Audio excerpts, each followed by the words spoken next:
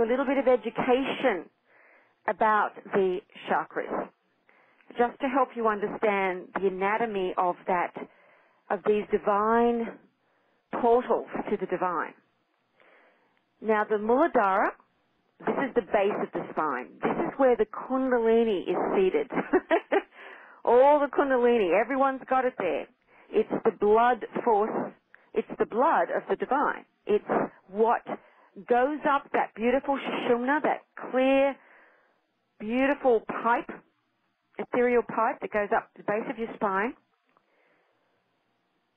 and eventually completely awakens the brain, and your head explodes into the light, and you are gone, and no one comes back. The lights are on, and nobody that used to be called you is home.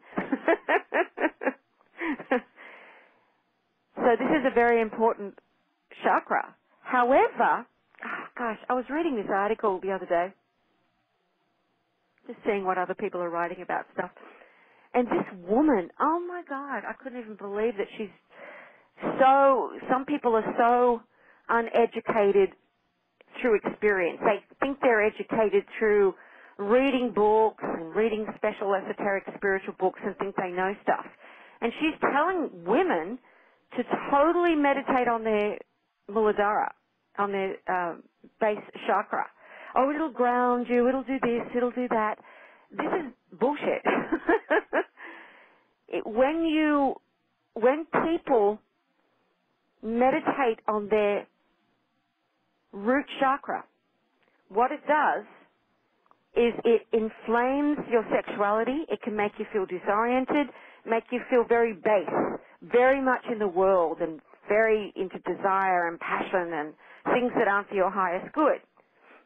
So we don't meditate on the lower chakras because even though they're important, we meditate on the higher chakras to bring the kundalini up from the Muladhara up to Sushumna. Because once the higher chakras are activated, you know, and this woman's going on in this other article that I was reading, you've got to balance your chakras. You don't balance chakras. You can't balance them. You activate them. They're portals to divine worlds, to divine dimensions. They allow you to awaken to so much psychic ability, intuitive ability, hearing the voice of God within you, literally sometimes hearing it, literally seeing it. And so we don't ever focus on the lower chakras. It's just good to have education on what they do. So the base of the spine, the Muladhara, that's a very, of course, potent spot. And if you just meditated there, it's not going to come up. That makes sense, right? It's just going to activate. If you activate the Muladhara and nothing else, you're going to be in a hell of a lot of trouble. I mean, not even a postman will be safe around you. But it's good to know that it's very sacred because that's where your kundalini is, and that's where you want it to come up the Sushumna. And the next is the Svadisthana, and that's below the navel, sort of at the spleen area. It's you know, about halfway down. And this particular chakra, once it's activated, and it'll be activated again, as I said, these chakras become activated through the kundalini from the Muladhara coming up the Sushumna and activating the chakras along the way. And that helps keep you quite healthy, those areas, the spleen, the different areas of your body, and it awakens you to be able to see within your body as well. But you don't focus on it. You just know that it's there, and you want that, of course, to be activated. They've all got to be activated. And then the next is the Manipura, and this is what people call is the solar plexus. And it's all of these chakras, except for the Muladhara, are all a little bit differently placed. Like some people, the solar plexus is just above the navel.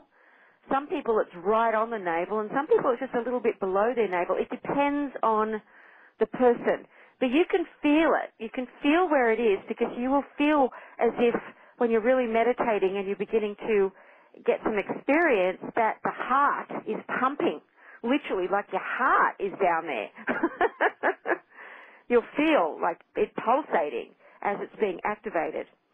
And this is where you use the Manipura the solar plexus, if you really need willpower, you need to be strong for some reason. Well, you can meditate there to make yourself very, very strong.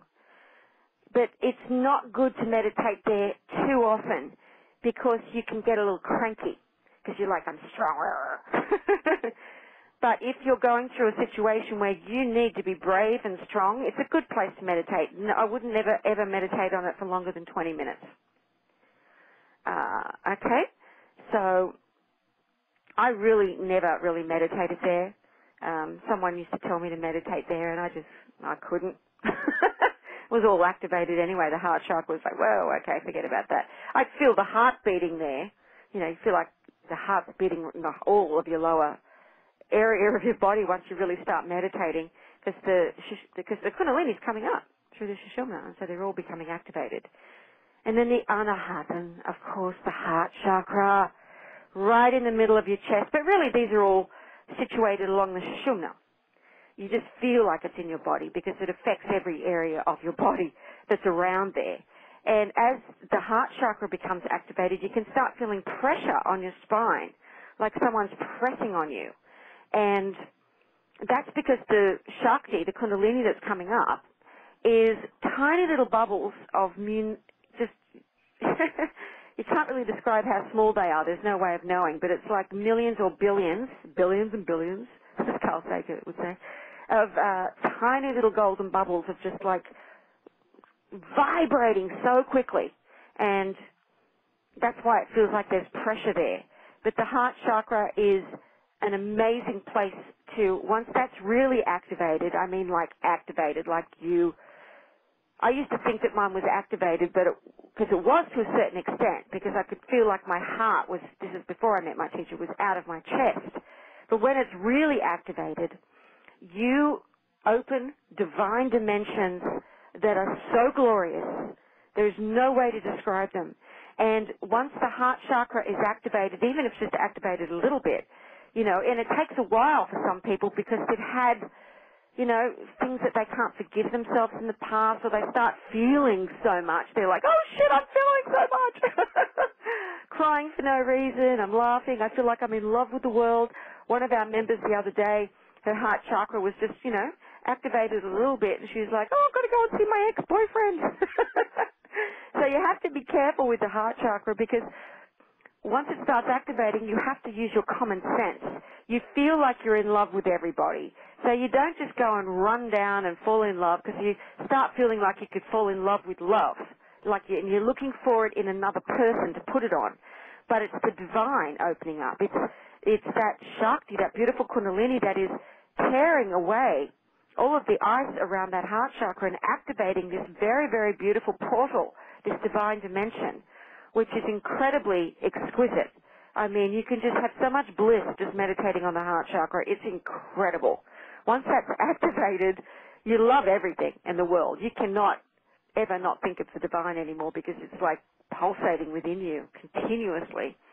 So the heart chakra is a great place to meditate in the evening,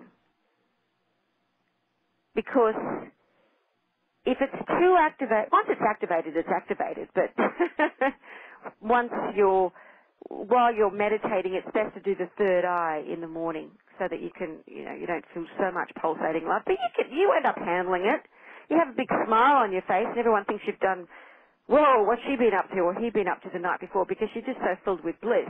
But once that heart chakra is activated, things change. You start to be able to truly read who somebody is, just hear their voice, see a photo.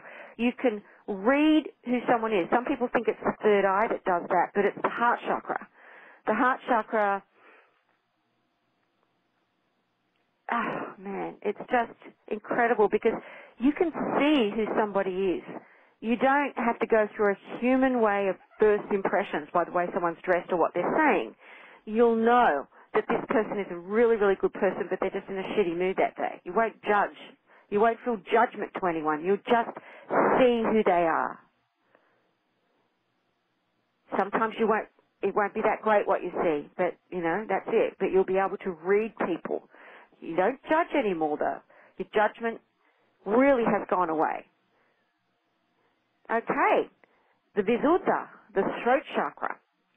Now, the throat chakra is a place that people don't meditate on very often, but I do recommend that you meditate on the throat chakra, which isn't really where you think it is. It's not like at the middle of your throat where you think it would be. It's more, it's very like coming up to the top of the spinal cord where the Sushumna is at the top there. But you can still just focus sort of between where your neck and your chin start to go up. Not the face itself, but the very, very top of the neck more than, even just talking about it, you start feeling it. But it's really at the Sushumna. As I said, all of these chakras are activated, once we activate them, are along the spinal, ethereal spinal Sushumna. That beautiful ethereal.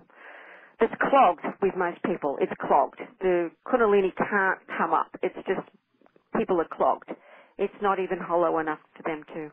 But the kundalini, as it comes up, erases everything, activates everything. So you start feeling and seeing the world in a different way. You don't need to meditate on the Visuddha, the throat chakra, very often. But if you have to do, say, for example, a talk, you have to go and speak to people in front of an audience or something. It will give you a voice as a singer, if you're anyone who likes to sing, or act on stage. I know that Julia's done some plays. Well, it's nice to be able to meditate on your throat chakra, and you can, it's sort of just, once that's activated, you have a very clear voice. And your voice is something that people like the sound of, even if they don't know why. And so you don't need to do it very often, but if you really want to, you need a voice that day. You really need to feel like you have a voice. It's a nice place to meditate. And also, I totally agree with Swami Muktananda in this. If you lie flat on your back as you're going to sleep and you focus on the throat chakra, it's very, very blissful. I mean, the heart chakra as well, but you sort of focus there as you're sleeping. It really feels very, very nice. It's all exquisite. It's like very sensual, but to God. Focusing on these blissful chakras as they were open. And of course we have the ajna. Everyone knows the third eye. Between your eyebrows and a little above, they say. However, once it opens and all of those sinuses open, you can go through a little bit of pain as it's opening, and sometimes you can start feeling like it's pulsating or stinging as it's being activated, and that's all good. It's not that painful. It's not like a stinging, like you've just stung yourself, like a physical stinging. It's just, but you definitely can feel it stinging. You can feel it sort of like movement there, moving in and out, and as it's unclogging, as it's being activated. And once the third eye is activated properly, you go through the Stargate. You can go through the Stargate through the heart chakra as well, but you really need the ajna open as well. Now, some people in past lives have meditated on the third eye or the heart chakra, and they've had that particular chakra activated in past lives. Like for me, it was the heart chakra.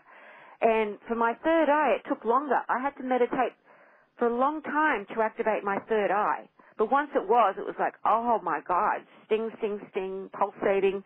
But then I loved the feeling of it, though. It was like, oh wow, this is exciting. And then you just, you end up seeing pinpoint of light. You focus on that.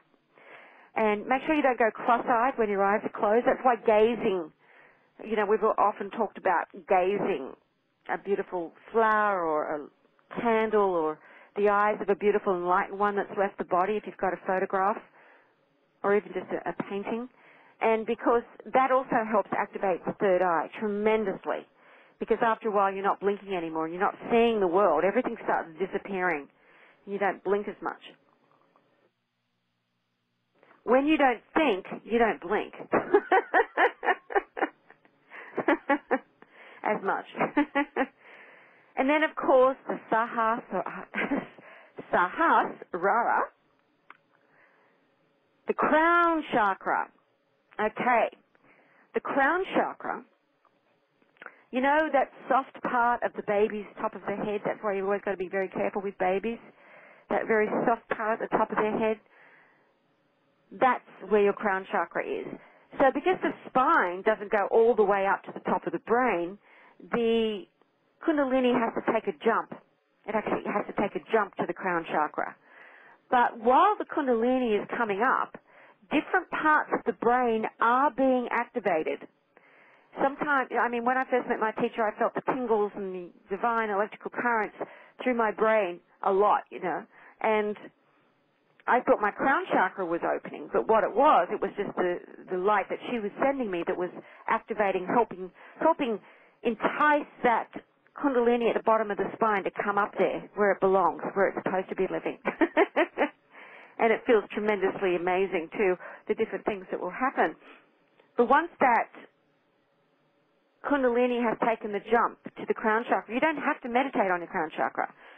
It can be problematic for some people if you do. That's why you allow it to happen through divine grace. We can't make these things happen. We do the work of the meditation, and we allow the kundalini and the grace of the divine to do the rest. And then it's sort of, after that's activated, then you'll have meditations where it really has jumped to even higher chakra that's really not even on the body at all. It's like another divine portal that makes your head explode. So, turn off the world. If you're on the computer and you've got other windows open or whatever it's called, browsers, click them off. You're focusing here now. You're going to take this in and receive the light.